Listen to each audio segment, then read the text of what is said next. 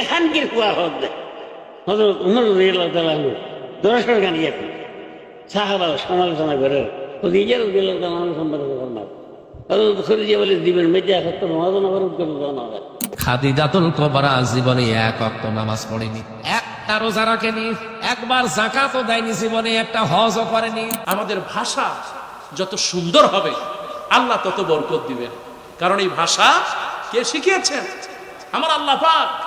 আর রহমান, সূরা রহমানের ভিতর আল্লাহ পাক বলেন আমি এই ভাষাকে শিক্ষা দিয়েছি। কোন সুবহানাল্লাহ, আল্লামাহুল বায়ান, আল্লাহ এই ভাষা শিক্ষা দিলেন। অথচ আজ এই সমাজে অনেক মানুষ আছে তার এই জবান কুত্তার চাইতেও নিকৃষ্ট। কতক্ষণ ঠিক কিনা? কত মানুষ আজকে বকা দেয়, গালাগালি দেয়। আল্লাহ পাক সুন্দর, তিনি সুন্দরকে পছন্দ করেন, অসুন্দরকে আল্লাহ পছন্দ করে। আর যারা অসুন্দর কথা বলে, অশ্লীল কথাবার্তা বলে, আল্লাহর রহমতের ফেরেশতা তাদের থেকে দূরে সরে যায়। আজ আপনারা লক্ষ্য করেছেন যে বৃদ্ধ মানুষ, হেফাজতের আমির, তার মুখের ভাষা কেমনে এত খারাপ হইলে আমার বুঝে আসে না। তারা কি আল্লাহই জানে, তারা কি বদ চিনে ধরছে কিনা আমার জানা নাই। আর তা না হলে এইরকম একজন মুরব্বীর মুখ থেকে কি করে এত নেককারজনক ভাষা, যা মাইকে বলা যায় না, কি করে এমনি করে গালি দিতে পারে? মুফতি আমির হামজা আমাদেরই প্রিয় ভাই, অসংখ্যবার জেলে গিয়েছেন। মুফতি আমির হামজা জেলে গিয়েছেন, রাতের পর রাত, বছরের পর বছর কাটিয়েছেন, কিন্তু তার জবাব থেকে তো এইরকম গালি বের হয় নাই। ভুল হতে পারে, কিন্তু তিনি কি ভুল করলেন? মা খাদিজা রাদিয়াল্লাহু তাআলা আনহা, উম্মাহাতুল মুমিনিন, মা খাদিজার মর্যাদা এত বেশি, আল্লাহ পাক দুনিয়ায় থাকতে তাকে জান্নাতে নিয়ে গিয়েছেন। কোন সুবহানাল্লাহ, জান্নাতে একটা ঘর বানিয়ে দিয়েছেন।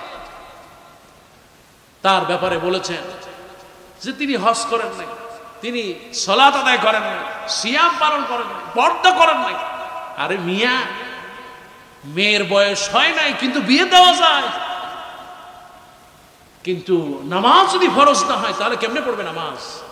তখন তো নামাজই ফরজ হয় নাই, হজ ফরজ হয় নাই, পর্দা ফরজ হয় নাই। শুধুমাত্র স্বামীর মহব্বত আর আনুগত্য করে আল্লাহর মহব্বতে জান্নাতে চলে গিয়েছেন। কোন সুবহান। এই কথাগুলো আমির হামজা ভাই বুঝাতে চেয়েছেন, তাই বলে কি আপনি এরকম গালি দিবেন?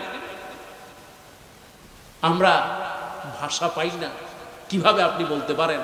আমি তো আল্লামা শহীদ বাবুনগরী রাহেমাহুল্লাহ, তার সাথে অনেক সময় দিয়েছি, তার জানাজায় গিয়েছি।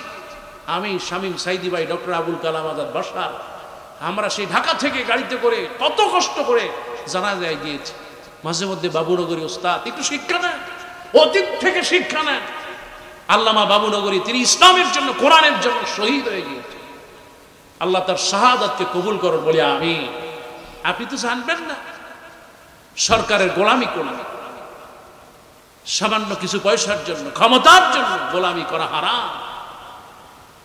আল্লামা বাবুনগরীকে ইনজেকশন পুশ করে হত্যা করা হয়েছে, যেমনি করে আল্লামা সাইদিকে হত্যা করা হয়েছিল। হত্যাকাণ্ড ঠিক কিনা? বাবুনগরীর কোনো দোষ ছিল না, কিন্তু ফ্যাসিস্টরা তাকে পয়জন দিয়ে, আপনার করোনার ভ্যাকসিন দেওয়ার নাম করে তাকে হত্যা করা হয়েছে। মামলা করেন, বের হয়ে আসবে। আর আপনি তার চেয়ারে বসে এইরকম একটা গালি দিলেন, আপনাকে ভূতে ধরেছে। আল্লাহর কাছে তওবা করেন, জাতির কাছে তওবা করেন, আল্লাহ ক্ষমা করুন বলি আমিন।